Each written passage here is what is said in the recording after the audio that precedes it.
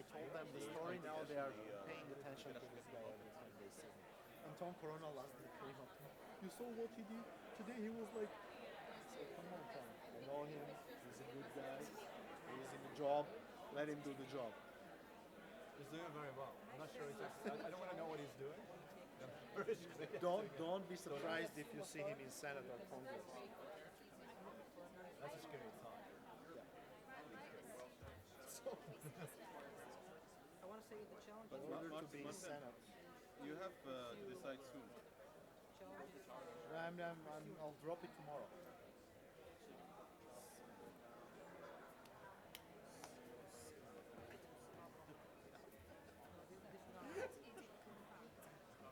And I don't want to know that.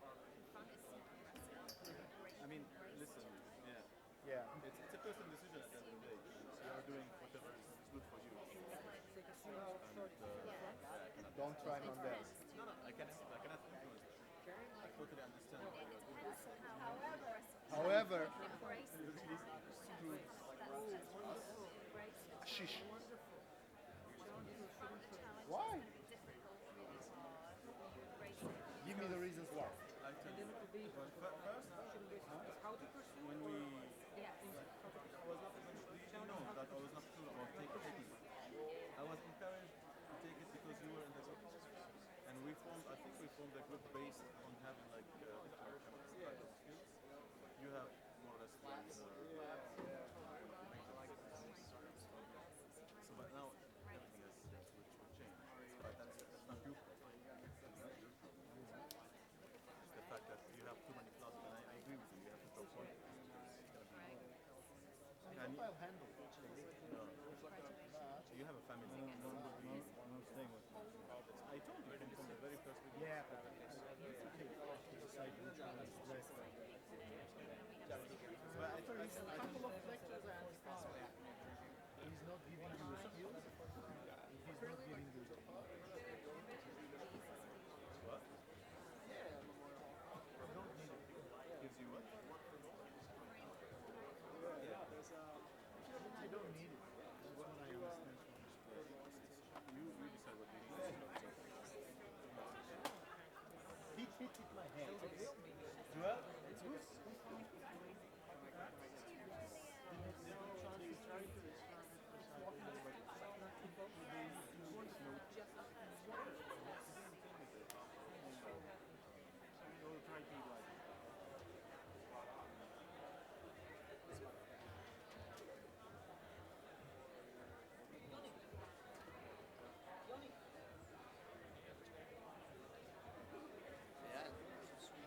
היי ברק, מה העניינים?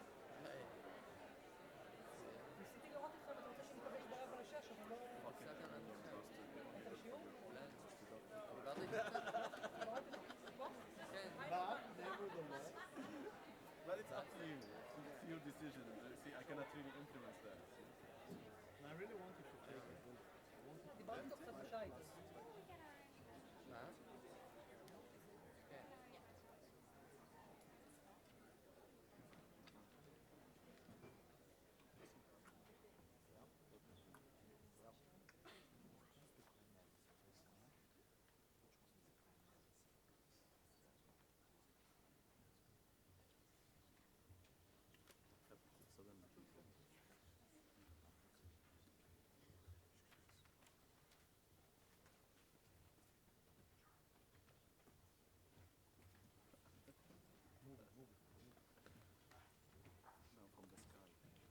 from the sky comes Elliot's hand.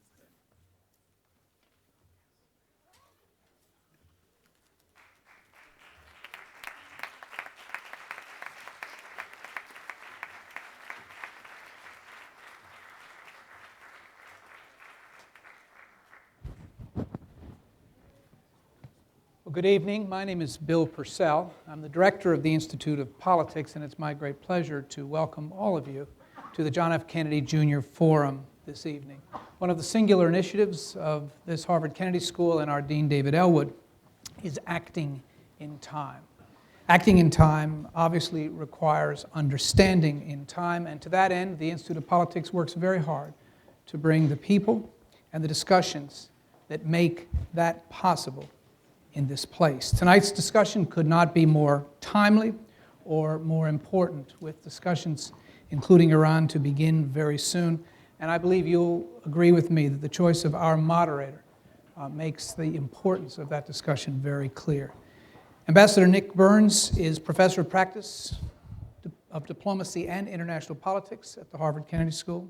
He served in the United States Foreign Service for 27 years, most recently as Undersecretary of State for Political Affairs from 2005 until 2008. This is the nation's highest-ranking career diplomatic position.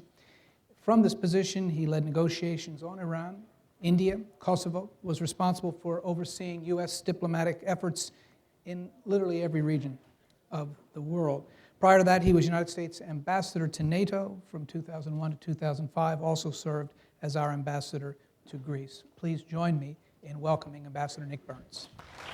Let's go.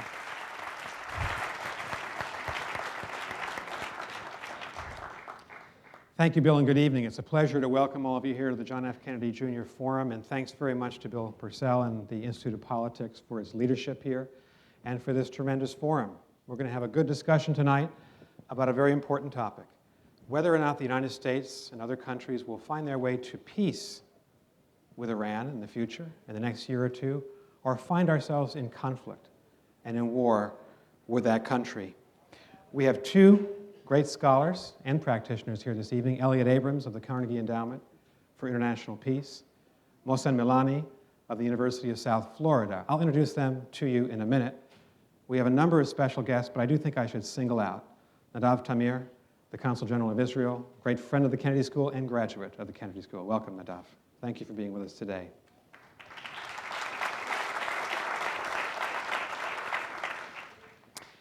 I want to give you a word about context and just try to provide a little frame for the discussion this evening. And first, a word about what is happening in Iran itself.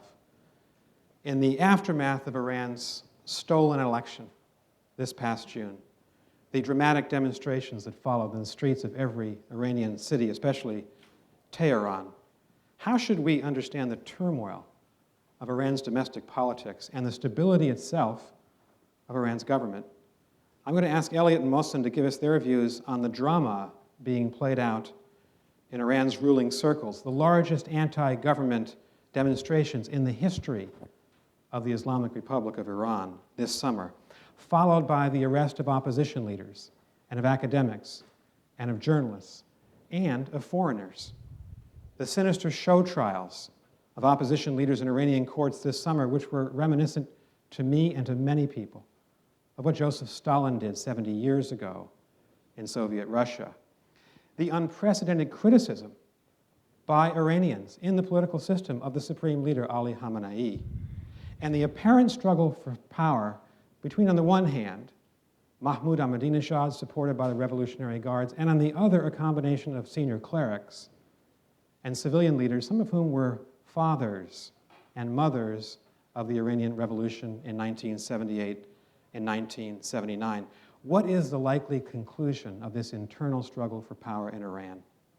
Will the government's brutal suppression of the reformers succeed in propping up the regime of Ahmadinejad for the long term, or are we witnessing the slow unraveling of civil and political order in Iran that could lead to regime change in Iran and perhaps to a new Iranian revolution?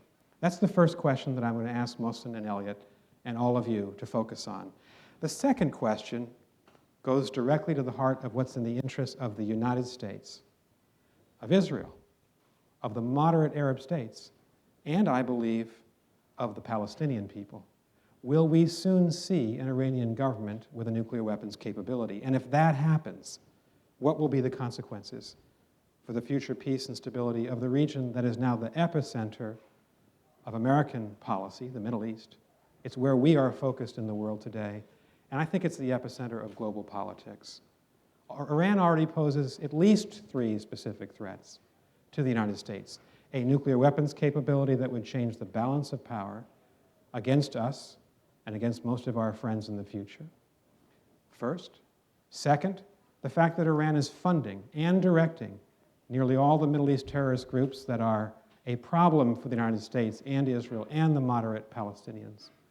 And third, the fact that Iran is a neighbor to Afghanistan and Iraq, and in my judgment, has often acted in very unhelpful ways as we seek to stabilize both of those countries. This second major issue that we're going to debate tonight is how President Obama and other world leaders should respond to this Iranian nuclear threat. Now, as Bill said, as he mentioned, the Obama administration made an announcement last week. We, the United States, will send an American diplomat for the first time, really, in 30 years for sustained discussions and negotiations with the Iranian leadership on October 1st. So is President Obama correct to pursue a policy of engagement with Iran? Do the talks have a hope of success after 30 years of no substantial substantive discussions between the two governments? Can engagement, perhaps combined with sanctions, perhaps even with a threat of force, succeed in avoiding war? Or are negotiations an illusion and bound to fail? Would the U.S. be better off using military force to stop the Iranian nuclear effort, or to support an Israeli military strike against Iranian targets? And finally, is there a third way forward between acquiescence to an Iranian nuclear capability and all-out war? And that would be containment. Could the United States seek to lead an international effort to contain Iranian power in the Middle East? We successfully contained the Soviet Union over 5 decades, and Mao's China. Why should we not then attempt to avoid a war, but contain Iranian nuclear power in the process? A final note, and some truth in advertising for this debate. For 3 years, as Bill mentioned, between 2005 and 2008, I was the American negotiator on the Iranian nuclear issue as Undersecretary of State. I spent most of those years, ironically, negotiating with Russians and Chinese and Israelis and French and British and German and South Korean and Japanese diplomats. I never actually met an Iranian diplomat in all those years because it was the policy of the Bush administration not to have diplomatic contact with governments with which we disagreed.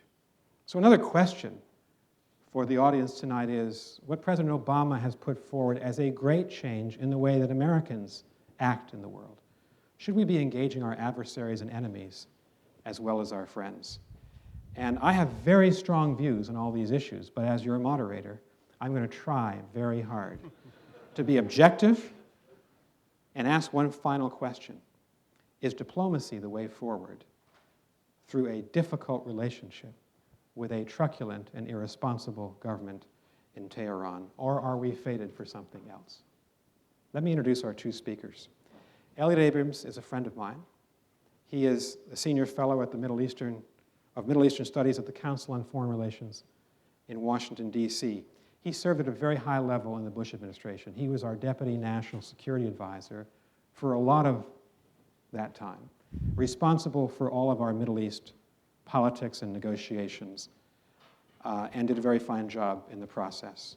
He served previously as president of the Ethics and Public Policy Center in Washington, chairman of the United States Commission on International Religious Freedom, and this must be a record. In the Reagan administration, he was 3 times an Assistant Secretary of State, first for International Organization Affairs, second for Human Rights, and third for Inter-American, Latin American Affairs.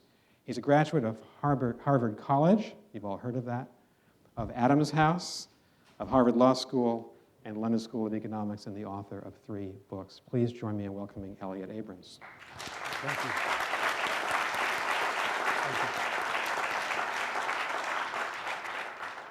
Mohsen Milani is one of America's most highly regarded experts on Iran itself. He was born in Tehran. He has long been an American citizen. He's a professor of politics and chair of the Department of Government and International Affairs at the University of South Florida in Tampa. He graduated from the University of Southern California and was a fellow here at Harvard, as well as at Oxford. And he's the author of more than 50 books and articles about Iran, about Iranian internal politics, about Iran's international behavior, and is currently working on a book about Iranian foreign policy. We're very pleased that he made the long trek up from Florida today. Please welcome Mohsen Milani.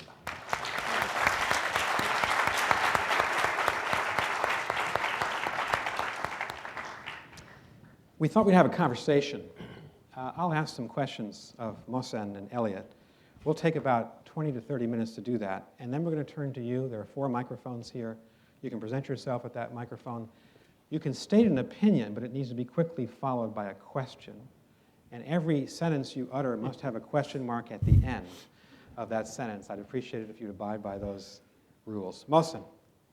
Yes. Of the 3 of us, I think you're the expert on what's happening inside Iran, on Iranian politics. So let me ask you this question.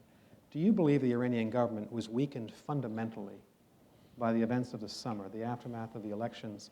And do you think there is a prospect that we might see the slow unraveling of that government and a change of government at some point in the next year or 2 inside Iran? Well, good evening, and thank you very much for your kind introduction. And I'm very happy that you have set the parameters of our discussion. I am the only expert, and therefore I expect no debate from you for the rest of this Very evening. good. We'll try to honor that. Done. I think the question you have raised is an important one, and my short answer to it is that the Islamic Republic of Iran has been weakened considerably domestically, but it has not been weakened internationally yet. If Iran cannot put its house in order in a short term, then you're going to see a weakening of Iranian position regionally. Iran has been weakened essentially because what happened in the June, in the disputed election, is unprecedented in the history of the Islamic Republic. Now, I know there are people in this place who are convinced that there was a massive electoral fraud in Iran. I'm an expert, and my expertise is based on seeing facts and figures. I do not know whether there was fraud in that election or not. I want to see some evidence. My impression, and I emphasize the word impression, my impression is that there was fraud. But I'm not going to make any judgment about it until perhaps a year or 2 from now. But that is not important. What is important is that the perception in Iran by a significant portion of the population is that there was electoral fraud. And in politics, perception is as important as reality. Now, it has been unprecedented because for the first time in the history of the Islamic Republic, we see a combination of a division within the elites exactly at the time of a massive popular uprising. We've had uprising in Iran after the Islamic revolutions. We've had elite divisions in Iran after the Islamic Revolution. As a matter of fact, a year before Ayatollah Khomeini died, his successor was removed in a quiet coup d'etat, Ayatollah Montazeri. But we had never had the combination of elite division and popular discontent from below. And as a result of this unique event, I think the very legitimacy of the Islamic Republic of Iran is now questioned. The Islamic Republic is based on 2 different components. There is an Islamic component symbolizing the institution of the Vilayat al-Faqih, and then there is a Republican. And do you want to explain that term? Yes, the rule by the supreme leader, by a religious, by a cleric, by a Shia cleric. Ayatollah Khomeini used to be the Wali al-Faqih, and now Ayatollah Khomeini is.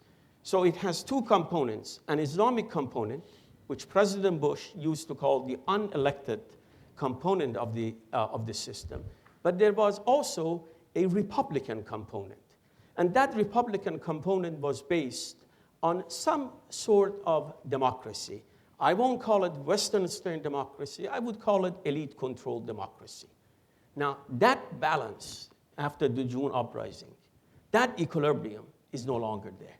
Right. And as a result of this, there is a fundamental weakening of the Islamic Republic inside the country. Now, whether this is going to lead to revolution or to a change of regime in the long run, I need more time, and I know my time is up. Maybe I can address it after he. And I'm sure we'll get some questions on this. Good. I'll be more than happy to. Elliot, there was an American angle to this drama, particularly in the second half of June. President Obama very clearly tried to keep the United States out of the middle of the problems within Iran.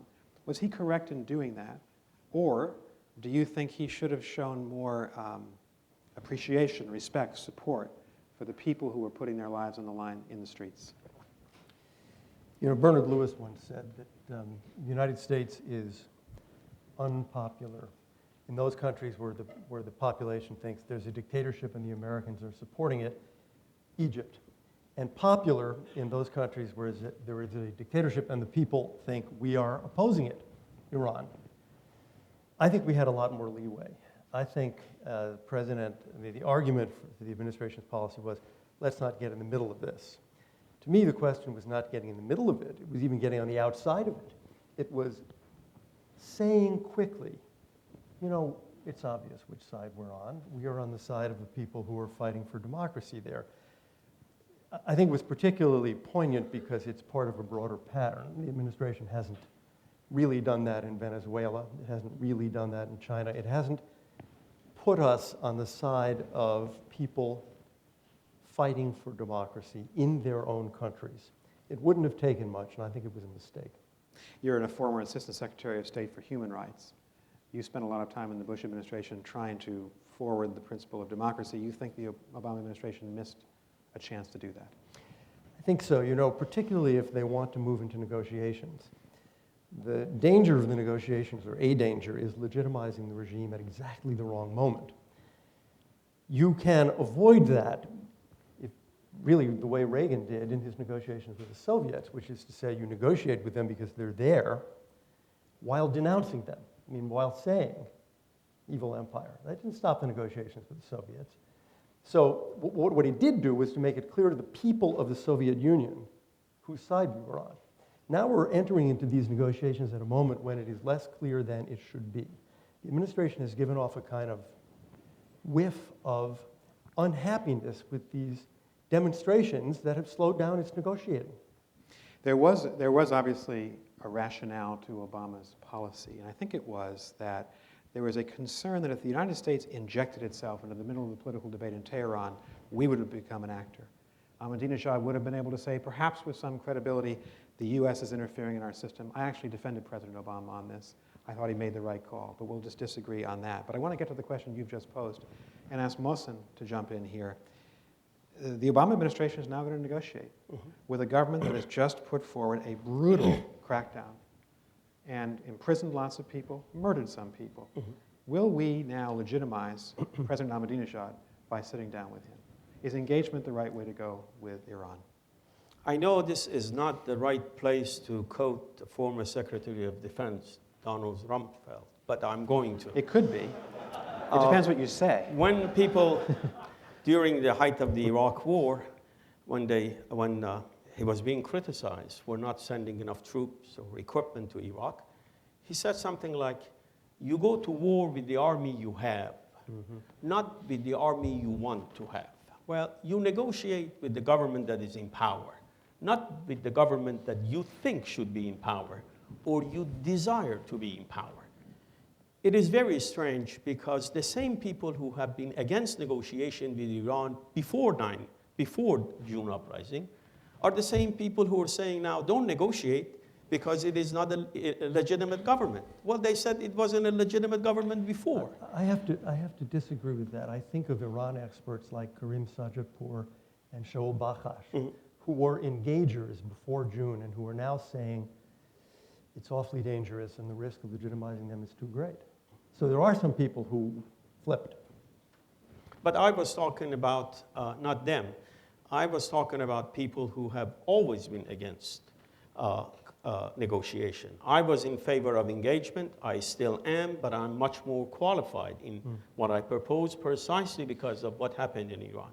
But going back to your question, I believe the U.S. has negotiated with governments that have been much more brutal and much more repressive than the Islamic Republic. Such as the Soviet Union. We started negotiating with Joseph Stalin right after, we recognized the Soviet Union right after the massacre of at least 20 million people by Joseph Stalin.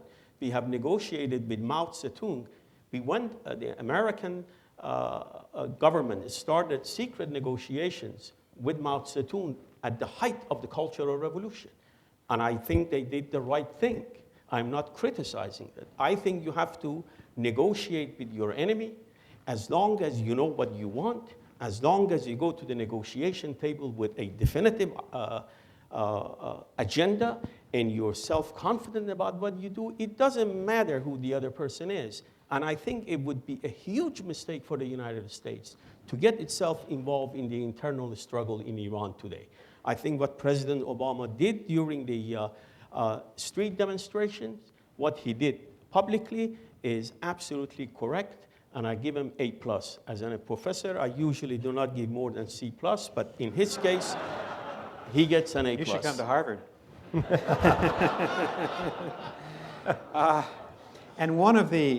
And to get to your point, Mohsen, which I think was a very good one of the issues that the Obama administration has brought forward is that we're dealing with nuclear weapons here. There is a timeline. At some point in the future, Iran will likely become a nuclear weapons-capable state. If you hold off on negotiations, you rob yourself of the opportunity to actually influence that government in some way. But that depends on one assumption, Elliot, that the negotiations can be successful. Do you think they can be? What's the likelihood that when the U.S. starts on October 1st, say by January 1st, 2010, these negotiations will be moving forward and not backward?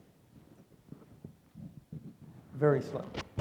I mean, remember that the position of the United States was, we will not negotiate until there is a freeze on enrichment. That was the Bush administration. That was the Bush administration. Not the Obama administration. But they have come in and said, we want freeze for freeze. And then they've said, we will only negotiate if we can discuss nuclear weapons. So the Iranians issue a 5-page paper and then make speeches. No discussion of nuclear weapons. The administration is great. We'll see you tomorrow. Now, that is not a firm negotiating stance. That's the first problem. The second problem is that they're certainly not going to work without the pressure of sanctions.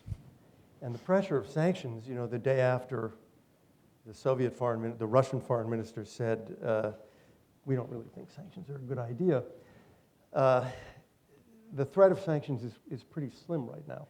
So I wonder what it is that is the pressure on Iran that would make it change its position. And negotiations are really supposed to be more than just chatter. But I wonder if we have the wherewithal to do more than chatter at this point. So let's think down the chessboard a little bit. Let's play this out. Negotiations start on October 1st. I think the three of us would probably say, we talked ahead of time, that those negotiations are likely to fail. Should they fail, Mohsen, President Obama would be able to turn back to another part of his playbook, what Elliot just mentioned, sanctions. Now, we've tried sanctions. 3 Security Council resolutions we passed between 2006 and 2008, largely ineffective. Didn't seem to have any impact on the Iranian government. Is there a possibility for a stronger sanctions regime? And should energy sanctions on Iran be part of that? Well, first we have to take the route of negotiations with Iran. And this 5-page proposal that Iran has sent out remind me of what we used to do in elementary school in Iran. We used to write compositions. Is wealth better than knowledge? That was a typical question. Another one was war. How did you answer it? Well, I made a mistake. I said knowledge. That's your academic career. That's right. And then another question was war or peace. That 5-page proposal is basically a sort of very sophomoric proposal. But it was deliberate, because this is the way Iranians negotiate. When you go to a Persian carpet shop, and the person looks at you and figures out that you're interested in that specific carpet, if you ask him, what is the price? He'll tell you this is not for sale. And then once he knows more about you, he's going to sell you that rug. What Iran believes it has is its nuclear capability. And if you expect the Iranians to come and give it away at the beginning of negotiations, then you're underestimating the shrewdness of these people. So you'd give the negotiations time, it sounds like. You wouldn't give it a month. You might give it, what, 6 months, a year? I think it would take at least 6 months to a year before the negotiators can look at each other's eyes and they develop trust. For 30 years, they have been not trusting each other. And would you insist at some point, if, let's say you're the American negotiator, Yes. would you insist that Iran freeze its nuclear research efforts during the negotiations? If you don't, then they're simply going to play out the clock.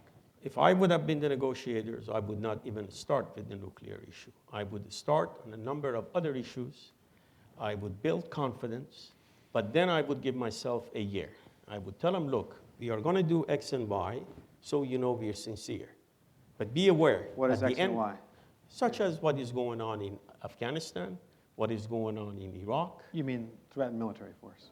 No, I'm talking about cooperation between Iran and the United States in terms of building confidence. But then I would put a time limit, that at the end of the year, once we have built confidence, this is what we expect. At that time, I think once that confidence is built, then I'm in favor of freeze for freeze. And very quickly, I want to get back to give Elliot a chance. Would you leave the threat of military force on the table as you were negotiating if you were an American? I think the threat of military force should be removed from the table, but it should be brought back, and when it is brought back, America should be damn serious about using it. Okay. For 30 years they've been threatening, they haven't used it. Okay. Remove it and then bring it back. Elliot, now we're continuing to play this out. Mohsen has his way, negotiations are held. Let's say they fail. That's the likeliest outcome. Let's say we try the international community sanctions. China and Russia do not participate in those sanctions because they disagree. Therefore, it's a Swiss cheese sanctions regime. They don't work. At that point, hypothetically, would you recommend that the U.S. use military force against Iran to slow down or impede its nuclear weapons research program? I would recommend either that we do or that Israel does. I think you have to start from your conclusion. What do you think about Iran's getting nuclear weapons? Is it, on balance, not a good thing, or is it something that you're prepared to act to prevent? That is to say, you need to envision a world and a Middle East in which this regime, not Iran, this regime has nuclear weapons. What is the impact on the 60 years of efforts to prevent nuclear proliferation? What is the impact in the Middle East and in the Persian Gulf in particular? If you need to make your decision about that, and then, in a sense, reason backwards. Because if your view is, well, it's not that terrible, we'll work it out, then obviously you should not use military force. If your view is that this is a game changer and it has to be prevented, and by the way, President Obama has said about 300 times, it's unacceptable to U.S. I don't know what unacceptable means except... Do you think he would use, President Obama, knowing who he is, how he's governed so far, do you think ultimately, if everything else failed, he would order an American military attack on Iran? I'm no intimate of President Obama's, but given the record of 8 months, I would say no. Let me ask you this. Let's say that but let me just say, this is a problem with the negotiation. I don't agree with Mohsen that the key thing is to build trust between the negotiators. Even if they have trust. Look, Javier Solana is a wonderful guy. He's trustworthy. His negotiations with the Iranians for several years now have been useless. All they've done is produce gray hair for Solana. So Elliot, you're now committed, at least in this hypothetical scenario, to be an advocate of the potential possible use of U.S. military force. Like any good foreign policy expert, you would also think about the ramifications of the use of force before you ordered an airstrike. You'd say, how would Iran react? Right. Would Iran attack the United States, Israel, the Palestinian Authority, through Hezbollah and Hamas? Could Iran pose problems to the United States in Iraq and Afghanistan? Could we handle a third war in the Middle East in 1 decade, a third war simultaneously with the two others? What about those consequences? Does that make you pause a little bit? Sure, you have to have a view of, first of all, can you do this militarily? Secondly, how are the Iranians likely, how is this regime likely to react? And thirdly, what is the political impact inside Iran? Now, the first one I won't speak about. It's obvious the United States could do it. Whether Israel could do it is a separate question, and one could spend days debating that. What is Iran's reaction likely to be? I think the word war is really not right. Iran's not going to have a war with the United States. That would be suicidal. The threat that Iran makes now is, if anything happens, we will attack all of the American bases on the other side of the Gulf. Those are all its neighbors. You actually think Iran is going to attack simultaneously Bahrain and Kuwait and the UAE, and they're also going to throw in the Saudis and hit some oil installations, all in one day, it seems to me very unlikely. I really wonder, let me put it this way. The question is the right question, but one should not assume, if we want to assume that we can negotiate with this regime because they're in fact rational, it is not rational for them to have a war with the United States. Why assume they would do it? On the other hand, if I were counterpunching, which I'm not, I'm an objective moderator, I would say, but Iran seems to have controlling authority over Hezbollah and fairly decisive influence with Hamas. Even if they chose not to respond in a conventional way, they could respond the way the Shia and Sunni militants in Iraq have responded to us for 6 years, or the way the Taliban has responded to the US military and NATO in Afghanistan, asymmetrically, guerrilla warfare. That could be tough for the United States. But I want to roll back a minute. We've gotten all the way down the road to war. I think, or not war. One cardinal principle of diplomacy is you don't want to leave your leader with one option. So if negotiations fail, if sanctions fail, is President Obama left only with the option of military force, or is there a realistic option, as I suggested in my remarks, of containment? Yes. So in other words, Mohsen, could the United States, through security guarantees to Israel and its Arab friends, through augmenting our military presence in the Persian Gulf, and through the threat of force if attacked, could we contain Iran without resort to war? Is that realistic? Not only it's realistic, I think it's practical as well. And the reason why I say that is that the fundamental assumption of people who advocate war with Iran, you don't have to call it war. Iranians will call it a war when you attack their nuclear reactors. It doesn't matter what you want to call it, but they're going to call it something else. And once they call it something else, it is very easy to start it, as we learned in Afghanistan. It is very difficult to end it. And if imagine attacking Iran, and then imagine for a minute, for those of you who have a pretty good understanding of geography of that region, go from Afghanistan at war, Iran at war, Iraq at war, and then to Lebanon, and it is going to be a major regional war. Now, the fundamental assumption is that the leadership in Iran is irrational because they are religious, and another assumption is that they are suicidal. Now, here is what I can tell you with confidence, and I can give you example after example. Iranian leadership is not suicidal, although it supports idiots who are suicidal, which is very different. You want to name them? No, because then they're going to come after me. They are not suicidal. And as a matter of fact, if there is one thing that you can see in the history of the Islamic Republic, is its instincts for survival. Then they're not going to have a war with the United States. But it would be irrational and suicidal. Yeah, but if you attack another country, if you go and take out... Well, take the example of the Israeli attack on Syria at Al-Kibar, where they took out their nuclear reactor. Yes. The Syrian response was silence. Well, I just want to say one thing on this, because I think it's an important point to make. We talk about containment. Containment is a military action. Let's be clear on this.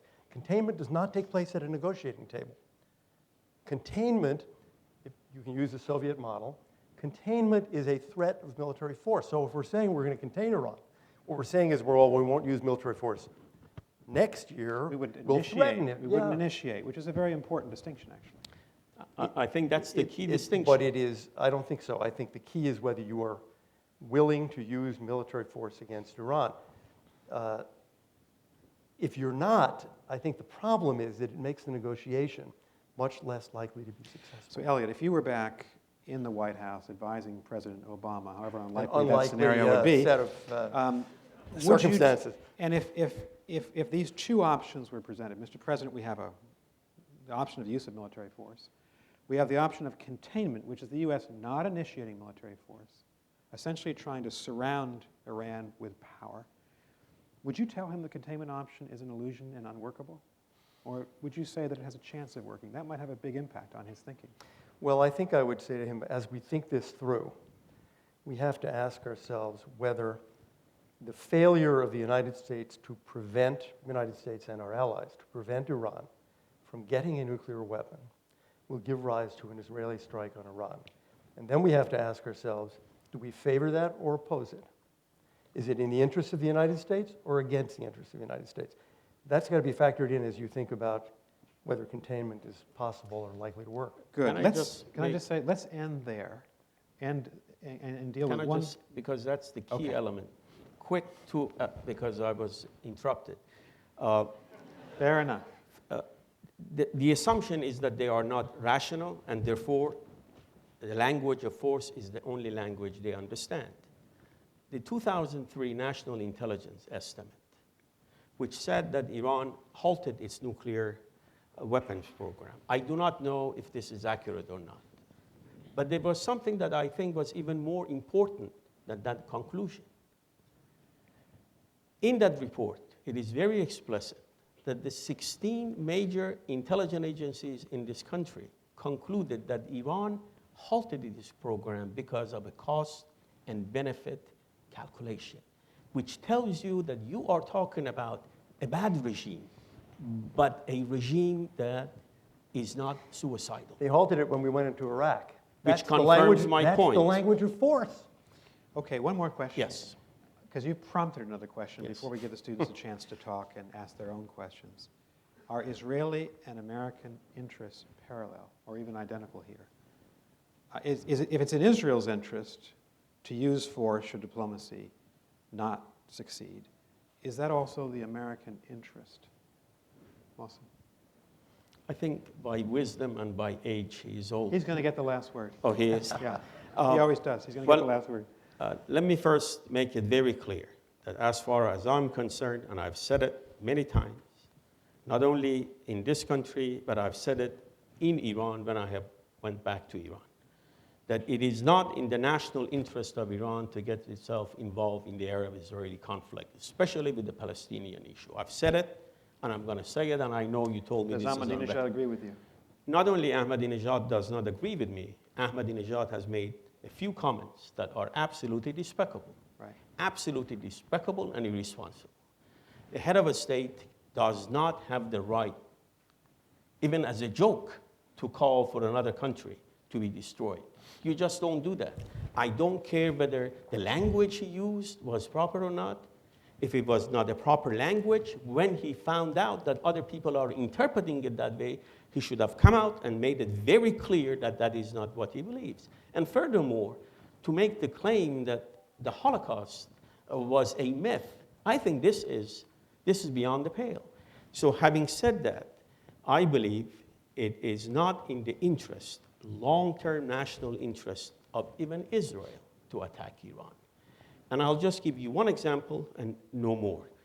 In Iran, we have a government that is anti-Israel and has strong anti-Semitic tendencies. But the Iranian population is not anti-Semite. We have had a long history, glorious history of helping our Jewish brothers. The Iranian population at large is not anti-Semite. Attack Iran. You turn Iran into an anti-Semitic country. Don't do that. Use every other means you can. It is a threat. It is a serious threat, and I agree with you. If I would have been an Israeli policymaker, if another president of another country would have said, I want to wipe you out from the map of the earth, and then they were about to have an atomic bomb, I would get edgy. I would get nervous. I do want to give you the last word, but I forgot to ask a key question, and your remarks just prompted it. If the United States or Israel use military force against Iran, would that weaken the Iranian reformist movement? And would people rally around the government? I think in the short term, there is no question. And there is a precedent. In September 1980, Saddam Hussein attacked Iran. And there were a lot of Iranians, and I happened to be one of those revolutionaries in those days. A lot of Iranians from all walks of life, the minute Iraq invaded Iran, they said, it is time to defend the country. Why do you think the Mujahideen Khalq are so unpopular in Iran? They are unpopular because when Iraq invaded Iran, they did not take the side of Iran. i.e. the government. When you are attacked, you have to go and rally behind the flag. Please remember, Iranians are no different than Americans. They're human beings. Our DNA are the same. 99% of our DNAs are the same. I remember September the 11th, when I saw the symbol of America getting attacked. I couldn't believe it. I cried. And I had to rally behind that flag. Can I just And it's going to happen the same thing in Iran. jump in on here? Because again, we're talking Last about word, Elliot. we're talking about war. There will not be a war between the United States and Iran. Nobody's talking about invasion. Nobody's talking about soldiers. This is not Iran, Iraq. The model would be what happened between Israel, if the Israelis do it, and Iraq or the Al-Kibar reactor in Syria. This did not cause a war with Syria. Iranians, if this were to happen, would wake up and find out that something had happened the previous night in locations they may not even know exist. So the political impact, it seems to me, is something that has to be thought about. In the Balkans, there is some precedent for thinking that this would weaken an unpopular regime. So I take it as I don't think the word war is the right word, and I think the question of the impact, not in January, but now, when this regime is so widely unpopular, really needs to be thought through carefully. Okay, let's end it. We could continue this, and that's a key point as to how the Iranian people would react, but let's give the microphones to the students.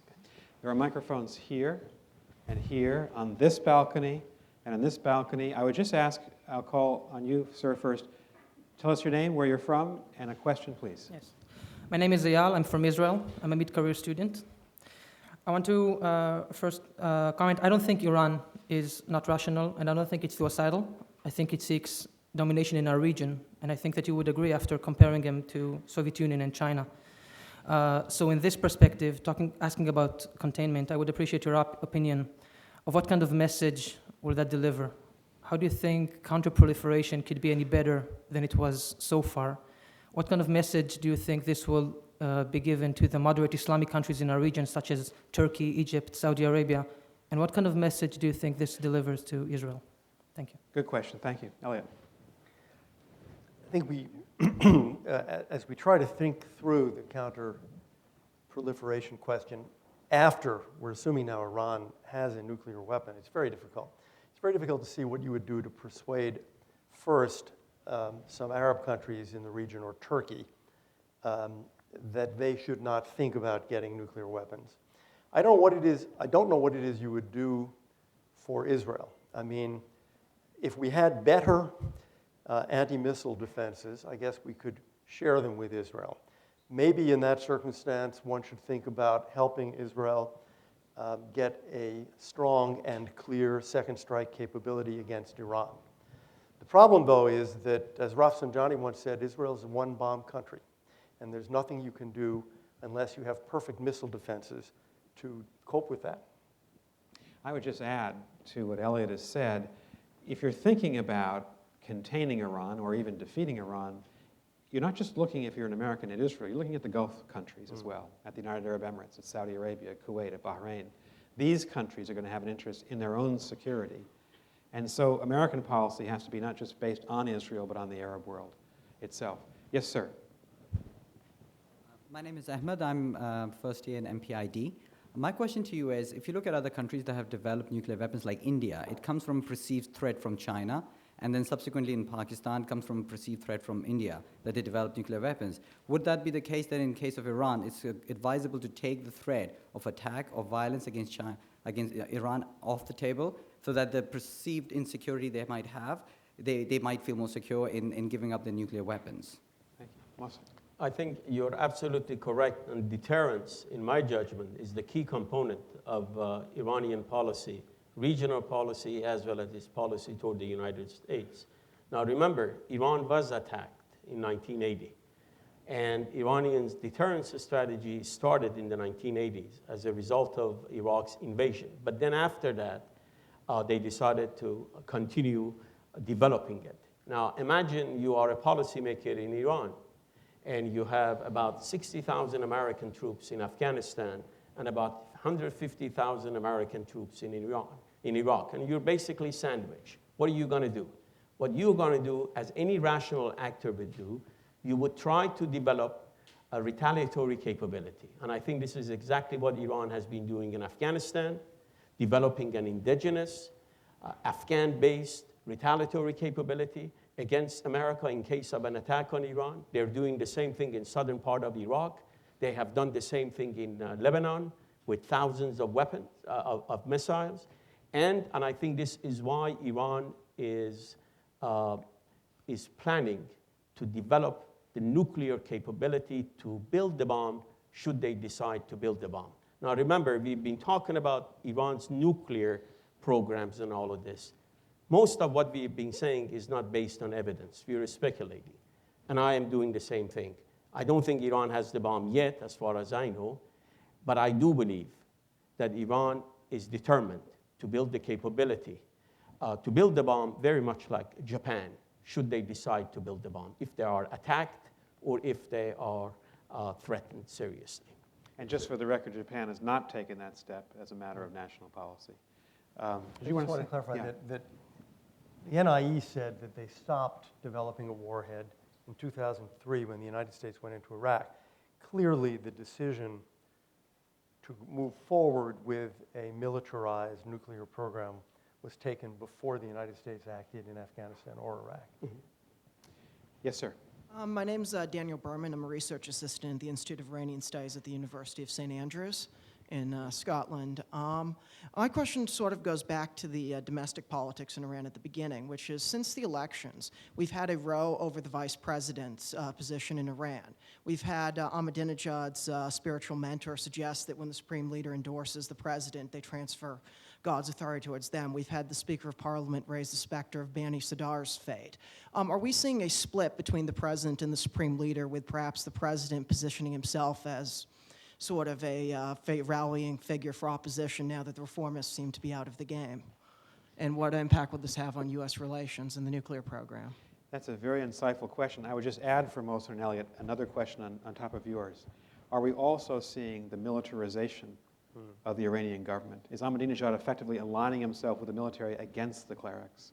Mohsen. Well, let me start with your question, because then in your question I can also answer his. The answer is yes. Mm-hmm. I think that process really started after the end of war, after the end of Iran-Iraq war. It began to accelerate when there was an abortive student uprising in 1999 when Khatami was president. A group of Iranian Revolutionary Guards sent a letter to him, and they told him that they are not going to allow Iran to become the next Soviet Union, and they're not going to allow him to become Iran's next Gorbachev. And I think from that moment, you see increased power by the Revolutionary Guards, and I think it has continued, and after this election, it has intensified. Now, back to the question the gentleman asked, I think what you're seeing in Iran today is that the political spectrum has shifted drastically to the right. And therefore, the competing elites, the competing factions now, it used to be between the reformists and the radicals. Now they are between two different sides of the conservative camp. The traditional conservatives that Larijani and others represent versus the neo-conservatives, Ahmadinejad and I don't mean it in a bad way. Let me say, as a neoconservative, I didn't mean to suggest you're aligned with them. He'll get his moment. Yes. So basically, you're talking about different factions of Iranians right now. That is what we are seeing. I would just add that I think you said at the beginning, Nick, the loss of Qum, the loss of clerical support for this regime, is a huge event in the history of the Iranian Revolution. It had a Republican part and a religious part, the Islamic Republic. And the Islamic Republic is now losing both parts. I mean, the Republican part because they stole an election, apparently, and the Islamic part because you have people like Montazeri, but many others signing petitions and saying this regime is illegitimate. So, I mean, the foundations are, there's hardly anything left but hatred of Israel and hatred of women that are really the pillars supporting this regime. So I think it's very serious, and I think, in fact, that if, pick a number, 20 years from today, 25 years from today, the regime is gone, when we look back and ask, how did that happen? The delegitimization of this regime in the eyes of the clerics will be critical. Thank you. Yes, sir. My name is Jeff Klein. I'm from Boston. And I want to direct my question to you, Ambassador Burns, and the organizers of this forum. And I want to speak very personally. I'm the parent of a student at Harvard College.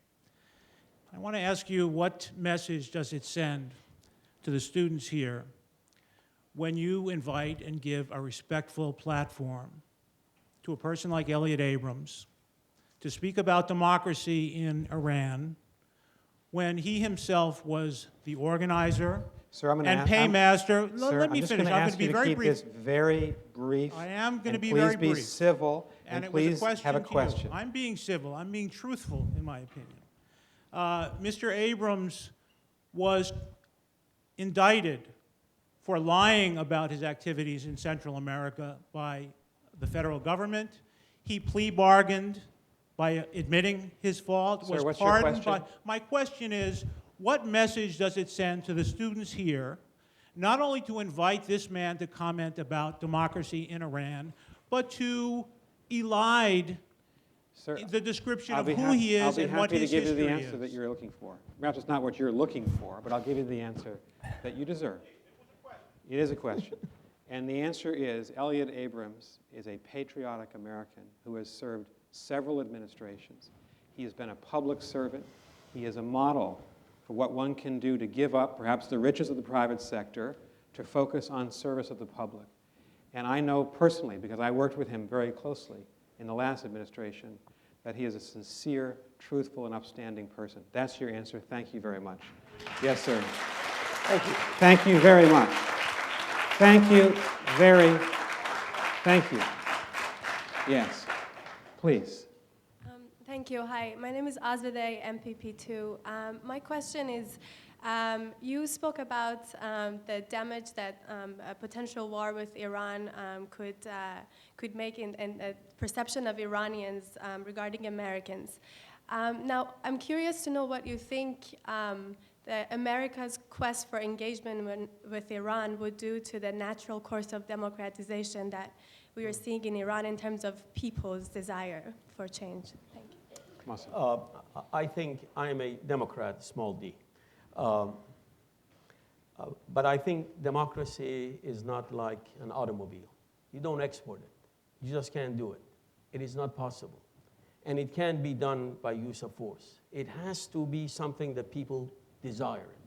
They have to come to the conclusion that they need it.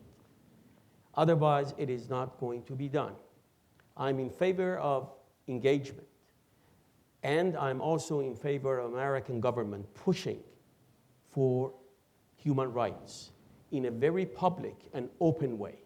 But I am against any kind of interference on the part of the United States, at least publicly, any kind of interference in Iran's internal affairs or taking sides in Iranian power struggle. We took side one time back in 1953, and we paid a heavy price for it. I think what you have seen in the past month or so is that Iran is not the kind of society that the mass media in this country depicted. It's a dynamic society. It is a very educated society. It is a very sophisticated society. This problem in Iran is an Iranian problem. It has to find an Iranian solution. And if the United States, under the capable leadership of Obama, refuse to interfere in what is going on, within the next 1 or 2 years, you're going to see wonderful things taking place in that country.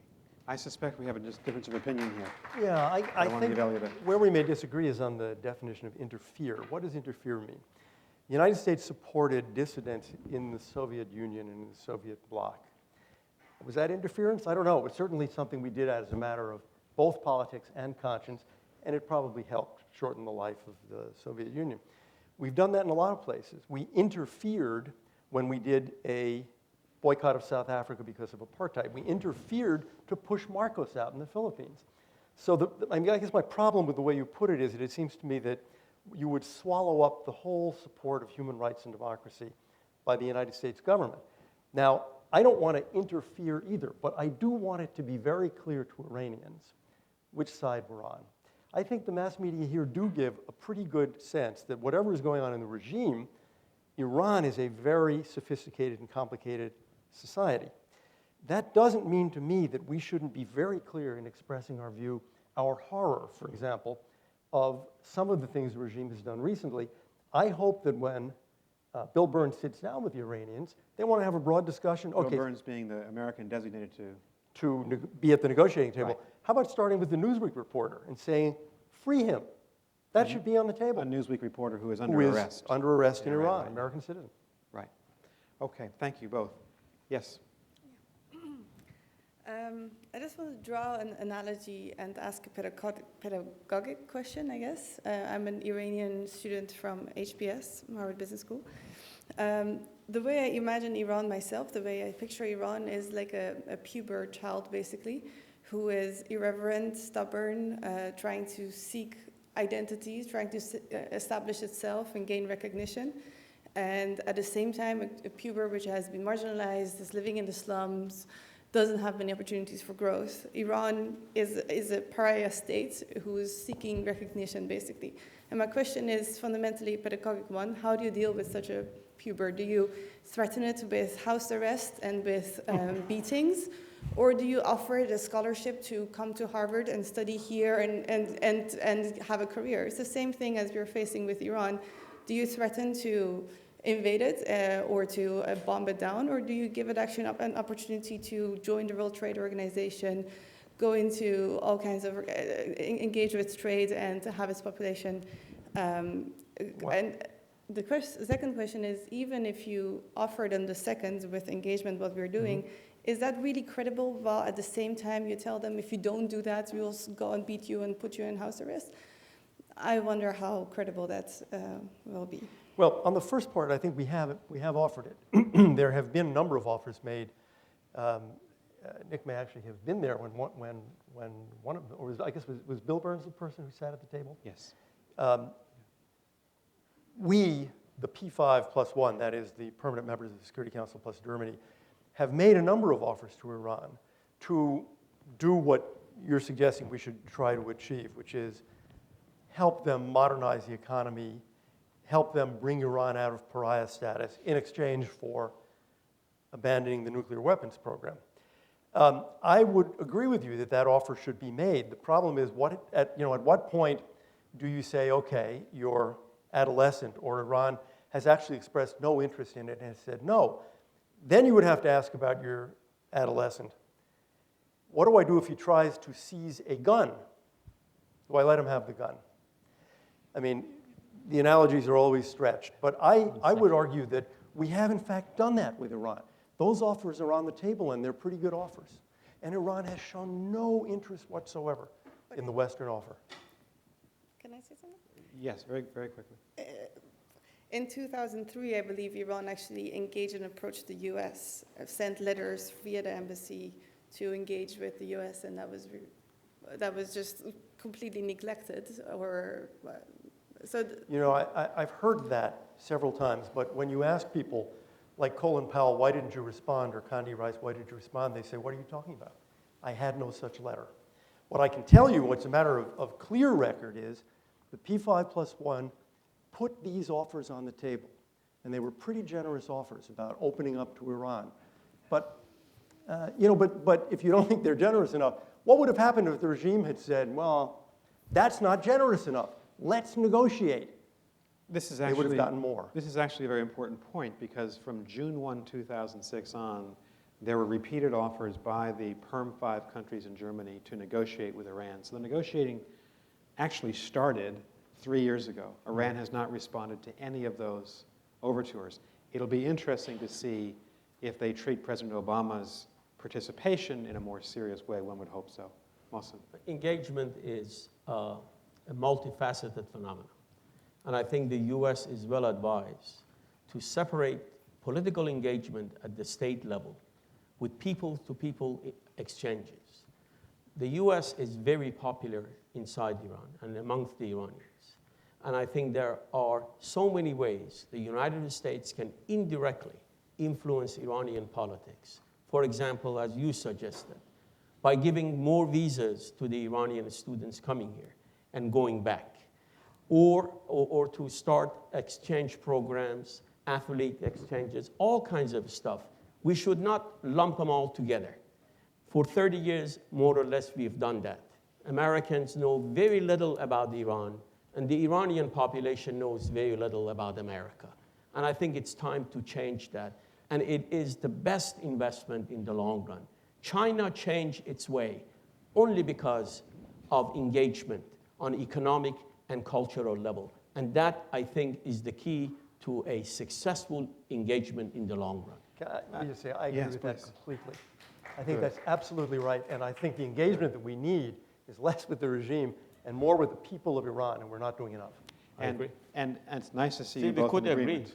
It's very nice to see that. Took an And I'll hour, further but- the agreement. There is bipartisan agreement in Washington among Republicans and Democrats on this issue. We have been trying, we the United States, to open up not government to government so much, people to people. That's been mightily resisted by the Iranian government. Even students coming here to the United States have been accused of being treasonous, of acting in a treasonous way towards the government and nation of Iran. Yes, sir. Good evening. I'm Arash, and I'm from Iran also. And You're from Iran? Yeah, I'm from Iran. With all due respect to Professor Milani, as someone who lived all his life in Iran, I would disagree with you about the Iranian and anti-Semitism, because I strongly believe that Iranian believes in anti-Semitism, and that's because they believe in Islamic thoughts. And in Islam, usually Muslims are against Jewish people, or Yahudi that we call it in Iran. So imagine, just assume that with 1% chance I'm right, and then the US starts the negotiation with Iran, and as you said, it would take a long time to get a result from those negotiations. How about if in that process, Iran gains the sufficient technology for a nuclear weapon and therefore attack Israel? Like, what would be Israel's reaction to that, and what should Israel do to prevent that from happening? Well, I live in a free country, and people are free to be wrong or to be right. I happen to disagree with you. My experience is different than yours, and my understanding of anti-Semitism is very different than yours. So, and I don't think this would be an appropriate place for me to tell you why I have reached that conclusion. But I think the second part of your question is much more important, and that is, what if Iran attacks Israel? Well, anything can happen in this world. But Iran doesn't have a bomb yet. Let's be realistic about it. And secondly, you have to explain to me what would be the justification, what would be, not the justification, what would be the rationale? Why would somebody sitting in a mosque in Tehran, assuming that this regime stays intact, why would they want to attack, destroy Israel, knowing that they have only one bomb and Israel can turn Iran into a parking lot? It is possible. I don't say it is not possible, but it is not very probable as far as I'm concerned, because I believe deterrence, containment and deterrence does work. I believe Iranian leadership, the current leadership, is a very calculating and extremely conservative regime, and it respects power more than most people can imagine. Thank you very much. Yes. Hi, my name is Amtul. I'm from Pakistan. My question is, And where are you from? I'm from Pakistan. Pakistan, thank you. Okay, my question is, is there any indication that change in regime would shift Iran's stance on his nuclear capability? That's a very good question. Elvin. Excellent question. Some form of nuclear program was begun under the Shah, which suggests that this is a deeper longing than simply that of one particular leader or another. But the real problem here is the regime, not the nuclear program. That is, you know, I wouldn't lose sleep if Canada decided to get a nuclear weapon. Raise your hand if you disagree with that, but that's one. There were a number of countries that had nuclear programs that ended them, Argentina, Brazil, South Africa, Ukraine, after a change of government toward democracy. So, you know, if I like to believe, and I don't think this is hard to believe, that if Iran had a change of regime and had a democratic government, our ability to negotiate with that government about the kind of nuclear program it had would be greatly enhanced, and we wouldn't be in this mess. The mess we're in stems largely from the nature of this regime, its support for terrorism, and its threats against Israel. But it is an irony of the current situation that Mir Hussein Mousavi, Rafsanjani, Larijani, all supported, we assume, the nuclear weapons development program. So it's not a question of reformers against nuclear power, as you suggest, and Ahmadinejad for. It's much more complex. I think, again, I don't have any polls. I can only tell you my impression based on knowing the psyche of Iran as a civilization. Iranians have imperial complex. They believe that they once were, and they were, a great empire. And if you have that complex and you look around and you see your country having a bomb, India having a bomb, Israel having a bomb, they say, why not us? This transcends your ideology, transcends your class. And I think I agree with you that the question is, what kind of regime do you have? Who is going to be in charge of that bomb? Do you want somebody like Ahmadinejad? Well, by the way, as all of you know, and I need to emphasize that, even if Iran does have that capability, it's not Ahmadinejad who decides Iran's nuclear policies and program. It's Ayatollah Khamenei. But I think you're absolutely right. I think Iran has started a path that is not reversible. We have a number of people who want to, thank you very much for your question. A number of people want to ask questions. I'll ask you to just make them brief. The responses will be brief, and we'll try to get everybody included at each of the 4 microphones. Yes, sir. Good evening. My name is Yanai, and I'm a mid-career student from Israel. My question is, assuming that Iran is pursuing a nuclear bomb, what would you speculate might be the specific path it would choose in getting this bomb, taking into account its previous declaration and international committees? And if I may add very shortly, isn't containment kind of saying we won't take a brave decision now and bear the consequences in the sake of postponing them for taking much braver decisions and bearing much graver consequences? Well, I agree with the last part. I think that's the problem, that if you're not willing to act when Iran doesn't have a nuclear weapon, how likely is it you're going to act when they do have a nuclear weapon? It's not logical. It is true that the Ayatollah Khamenei and others have said possession of nuclear weapons is un-Islamic, and therefore we do not want such a weapon. I don't know what they would say to the Pakistanis, but that's their problem, not mine. But I think what they could say, look, if they want a nuclear weapon and that's a ruse, what they could say is, we are forced into this by the circumstances of the United States and here, Israel, aggression against us. We don't like it. We will get rid of it as soon as we can when the world situation changes and when there is global nuclear disarmament, which is something that is in the 5-page proposal from Iran. That's what they want to talk about. So, if you want to go down that road, I think there are ways for the regime to talk their way around their previous statements. I think I would support General Abu Zaid, a 4-star general, who said that the U.S. should do everything the U.S. can to prevent Iran from becoming a nuclear power. But if it does, he says, the U.S. is well capable of containing Iran as it contained the Soviet Union and China and a lot of other countries. I think he knows a little bit more about this than I do. Yes, sir. I would just add one word in that very quickly, that containment cost well over 100,000 lives in places like Korea, Vietnam. Containment was an expensive proposition. And yet it did prevent a thermonuclear war between the United States, Soviet Union, and Mao's China. Not an insignificant historical development. By threatening the Soviets with that war. And as you said, containment is a military-edged policy. Yes, sir. Hi there. My name is Ari. I'm from Chicago, and I'm a freshman at the college. Mr. Abrams mentioned that a possible retaliation in response to an American or Israeli strike could be for Iran to attack U.S. bases in the Middle East. Another possible reaction could be to mine the Strait of Hormuz, which would have a drastic effect on Iran's oil exports, but possibly a worse effect on the global economy. Assuming there was U.S. knowledge of or cooperation on the strike, what preemptive measures could the U.S. take to combat the mining, and how serious of a threat do you see this as to the global economy? Well, the outbreak of violence in the Gulf of any kind, including the kind we're talking about, would cause a huge spike in oil prices and drop in markets. The question would be, how long could the Iranians keep the straits closed? And, you know, I'm not a Navy captain. My understanding is a relatively limited amount of time, weeks, not months.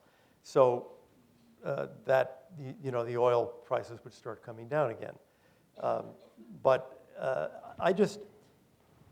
I think it is a question to be asked, and you're asking it, not something we should assume that we know what Iran's reaction would be. I'm not sure what it would be, and I think the assumption that it's all-out Middle East war needs to be questioned. Yes, sir. Thank you for your question. Yes. My name is Harlan, and I'm a freshman at the college. My question stems from something Mr. Milani said, which is the why not us principle. Analysts seem to agree that once nations develop nuclear capacity, or as they're going down the road to nuclear development, they get attention on the international stage that was unprecedented.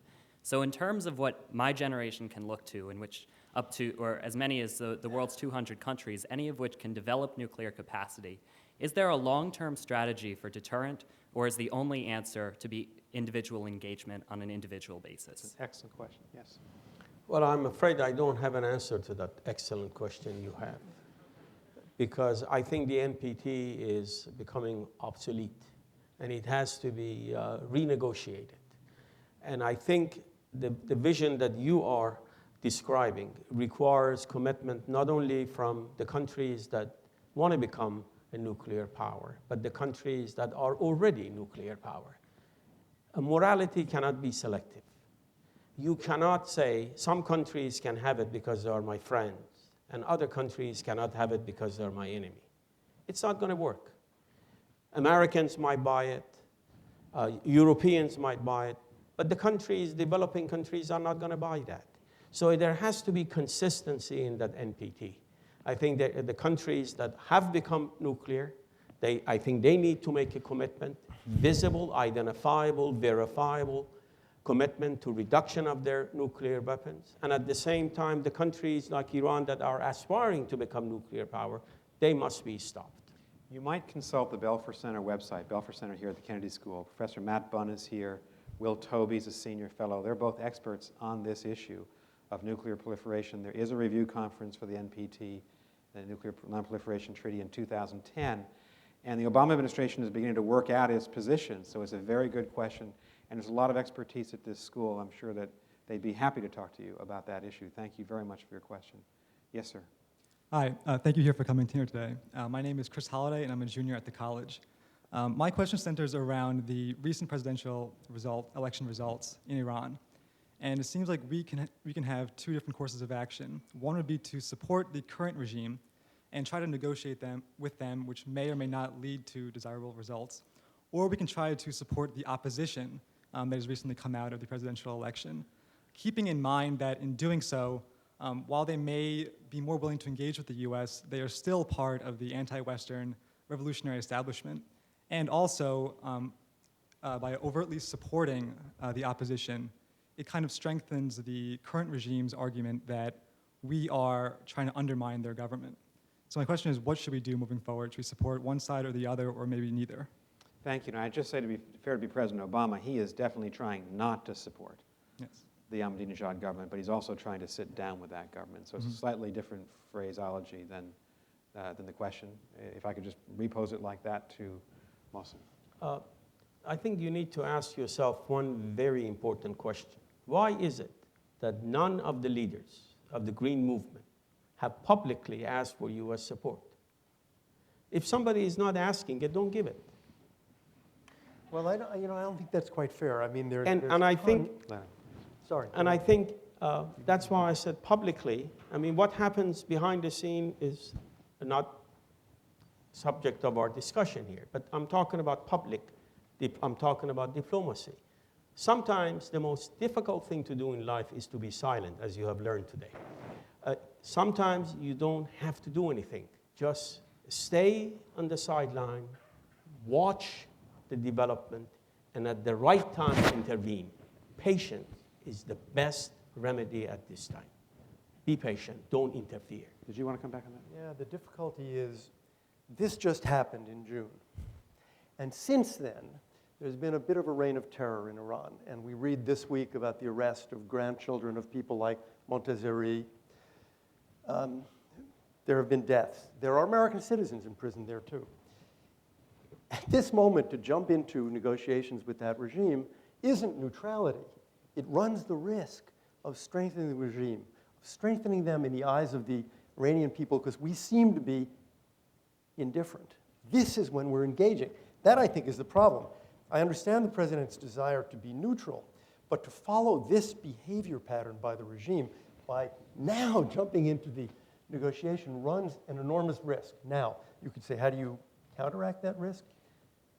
By not staying silent, by speaking out. And I don't think we've done enough of that. Can I just say, in order to just defend what I think President Obama tried to do, he was decidedly not trying to be neutral. He was very critical of the Iranian regime. He decided, though, that there wouldn't be a press conference 3 times a day to talk about it, so as to take us out of the limelight. But he wasn't being neutral, and he actively said that. I think the administration waited quite a while, and I think even now,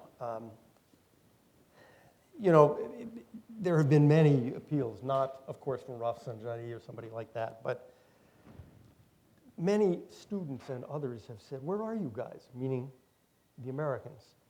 I think we've been remarkably quiet. And again, there's nothing wrong with being quiet in principle.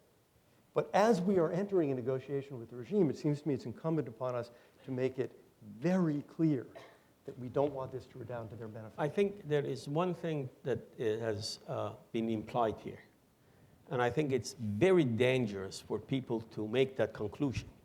What is implied is that, on the one hand, you have a group of reformists that enjoyed the support of overwhelming majority of the Iranians, and on the other hand, you have a rogue regime with absolutely no popular base of support, very much like North Korea.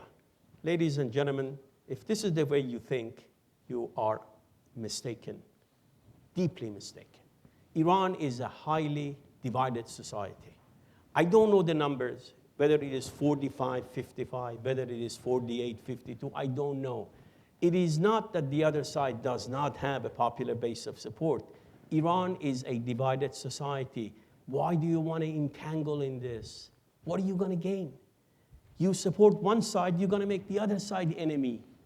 Think in the long term. Stay away, be quiet, let them work it out, let them come out with the solution, and then go ahead and deal with the Iranian crisis. I'm going to ask both of you to make a closing statement. Before we do that, I think we have time, unfortunately, just for 2 more questions, and I apologize. Thank you for your question.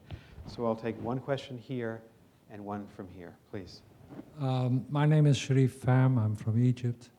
And thank God I'm not a student anymore. Anyway, it seems that a cardinal assumption underlying all these conversations, and especially tonight, is that the assumption, the suspicion, or the belief that Iran is building a nuclear weapon on the sly.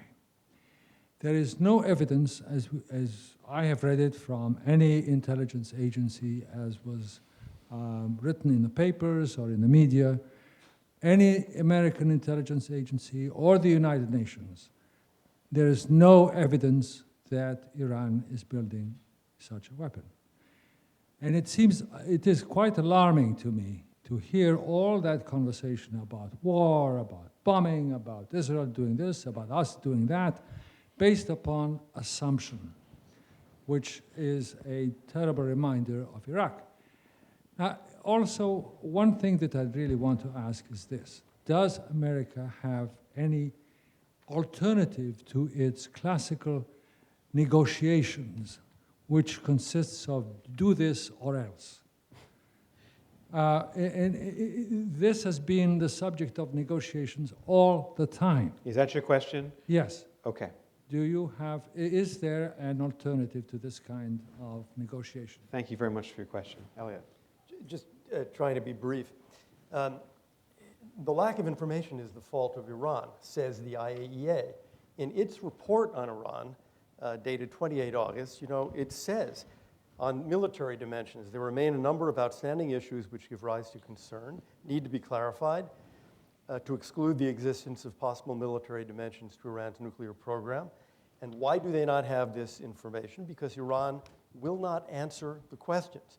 So the IAEA ends up by saying it is critical for Iran to, and then it goes on to say what questions it needs to be answered. So yes, it is unclear. And it is unclear because Iran is keeping it unclear. Can I just say, sir, as well, I think it's a very good question. It's the type of question we should have asked more in our own country in March of 2003 before we went into Iraq. But having said that, and having applauded your question, I never met a diplomat of any country who doubted whether or not Iran was trying to develop a nuclear weapons capability, even countries friendly to Iran. It's not just an American assumption. I believe the Russian and Chinese governments are convinced that Iran is heading down that path, and they're not cooperating, unfortunately, with the US and Europe very much. But it's not really a question people are doubting very much, given this record of inaction in answering questions from the International Atomic Energy Agency. But you're right to ask the question, and we need to continue to do that. Last question from a student. My name is Ghanshyam Tiwari. I come from India. Talking about nuclear option or having that power, I was in India when India announced that it had nuclear capability. And I can attest that it's a democratically popular option. So as long as you'll have a democratic regime, there is an easy support base to be built around that. So my question is fundamental to the democracy itself. When we had a contested election here in US in 2000, there was a judicial system, or there was an institution that solved that contest. Iran is trying its own institution, or trying to find its own institution that will resolve its contest. The world did not cry foul in 2000. Why is the world crying foul right now when Iran is trying to find its institutions to resolve its own internal contest? Okay, Mohsen? Thank you. I'm sorry, I missed what is the question about? I would try to restate it as when the United States had a contested election in 2000, the outside world did not interfere. Iran has a contested election. It is using its institutions to try to resolve it. Why is the world thinking of interfering? Well, because Iran is a weak country and does not have the tradition, the democratic tradition that this country had. And also, Al Gore is not Mir Hossein Mousavi. Mousavi has reacted very differently. So I honestly don't know how to answer your question except to say that the only thing that I remember, and I was in Florida at that time, there were a few people who went to one of the polling stations, not polling stations, one of those vote countings, and started shouting. And I think then the state of Florida stopped the counting of the votes, but there were about maybe 20, 30 angry people. Well, in Iran, it was different.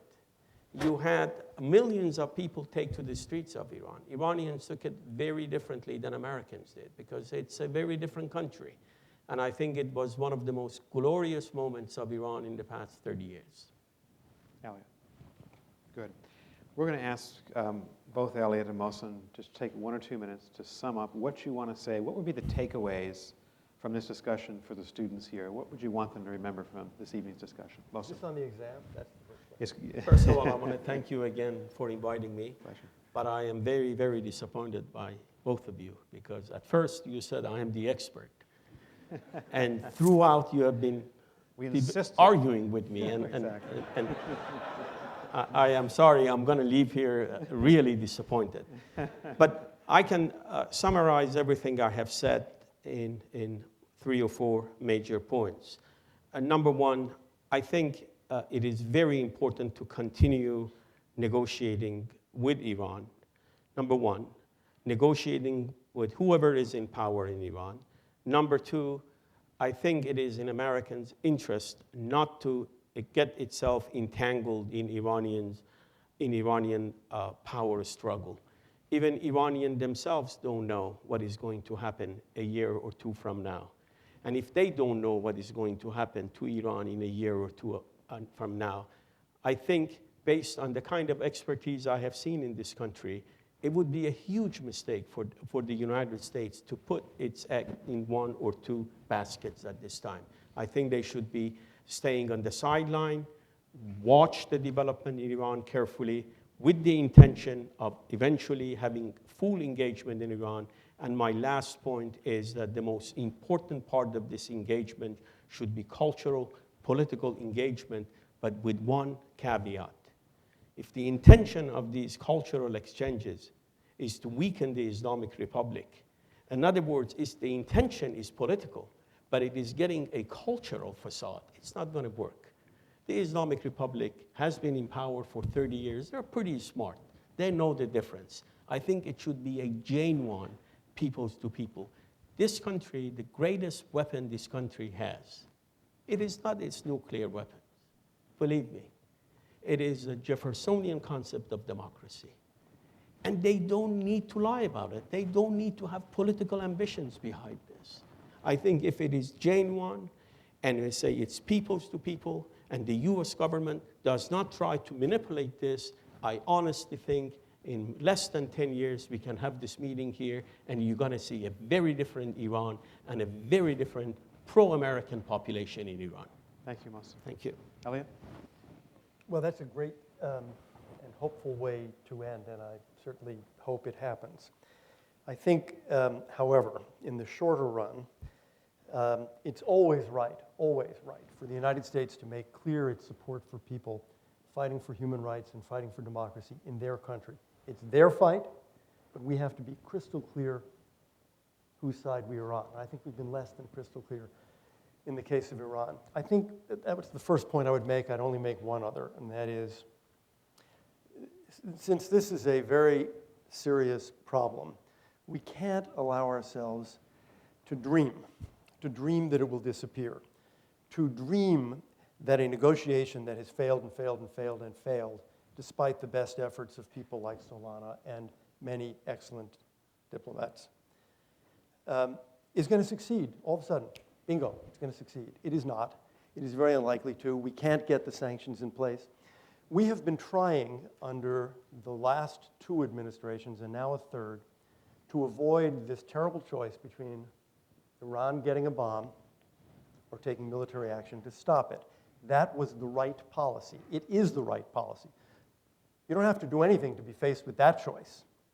You need to act to create a middle option, which I would call the diplomacy, negotiations, and sanctions option. But time is running out. It looks like it's failed. It looks like we're not getting the support that we need from the Russians and Chinese and others to make the sanctions tough enough to change Iranian policy. Therefore, we really need to think seriously. When President Clinton said, President Bush said, President Obama said, President Sarkozy said, Chancellor Merkel said, it is not acceptable for Iran to have a nuclear weapon. Do we really mean it? Because if we mean it, we need to think seriously about acting to prevent it in the worst of cases, not just in the best of cases. Thank you very much. I want to thank all the students and everyone else here tonight. I want to thank the students for the intelligence and civility of your questions and of the dialogue. We appreciate that very much. I want to say, just on behalf of the Kennedy School and Harvard, Hillary Rantisi here, is here. She's the executive director of our Middle East Initiative. We do have ambitions to expand that initiative towards taking in more Iranian students into our school here at the Kennedy School. That's part of what Mohsen was talking about, the soft power and smart power of the United States, our democracy. I want to thank these two gentlemen. The stakes are very high for the United States as well as Iran and the rest of the world. I think they've given us a lot to think about in a very intelligent and I think highly effective conversation. Please join me in thanking both of them, and thank you for coming. Thanks, Mohsen. You did a great job.